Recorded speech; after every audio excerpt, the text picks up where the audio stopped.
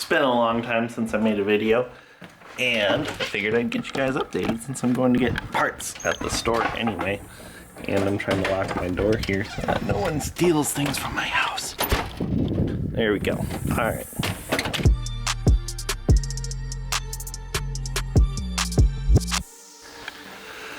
Not much happened with the car. Almost burned up a set of jumper cables trying to replicate my interior electronics scenario.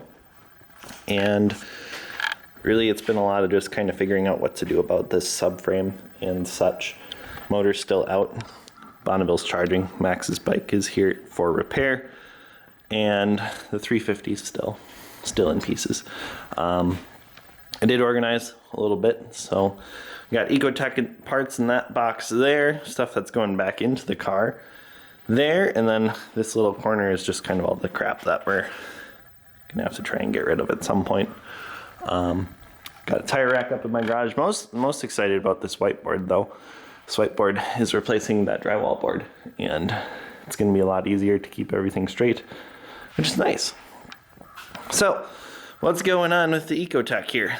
Well, we were talking about modifying the subframe, but the more I talked with people about doing that, they said making a different oil pan might be a better way to go, just because it's a lot easier to do, and you're not messing with handling dynamics of the car and worrying about stiffness, or maintaining stiffness or straightness of the subframe, and worrying about cross bracing, and there's just too many things. So what we're going to do, there's no oil pan on here now, but we're going to put the engine back in at some point and kind of measure out using a flange where we can put oil in this thing. And we do have some inspiration from the Ecotech Miata guys. They have a oil pan that comes in front of the Miata subframe. So it actually comes over, and then the entire sump is right in here in front of the rack, and then the sway bar just moves. So we might do something like that. We might try a rear sump. It'll kind of see, we'll have to just see how it fits. I did receive as a gift a oil pan from something that was hit in the front. You can see the dent there, but yeah, it got smacked. So it's up for grabs. So we may use this as kind of a base just for mocking up. We might just start with a flange, who knows. But yeah, that's kind of what's on deck, is getting this oil pan situation figured out. Once that clears, we should be able to make the mounts and stuff. I'm also noticing that a lot of the 2JZ guys are mounting up higher than we are, so I might see what that's all about and see if we can gain an extra inch or so that way, but we'll have to see because we still have this intact. I believe they're cutting this all away, but we want to maintain as much of that as possible, so we'll have to see. Maybe we can just make it thinner so that it's just one piece and go straight back. I don't know. So I figured that out, but other than that, that is the update. Today I'm going to get a Miata steering rack.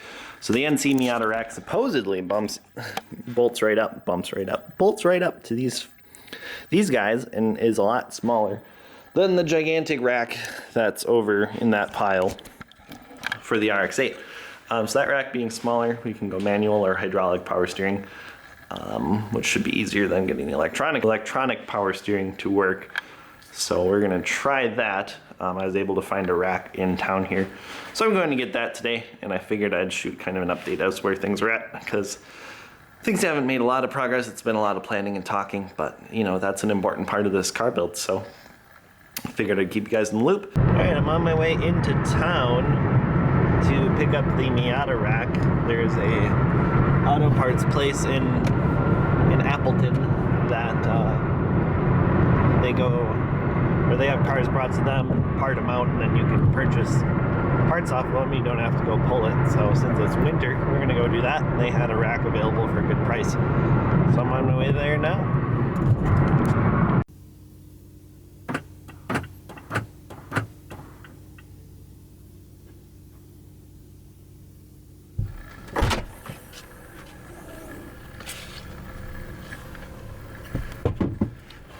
I don't want to sound lewd, but the guy complimented me on how nice my rack looked. So there's that.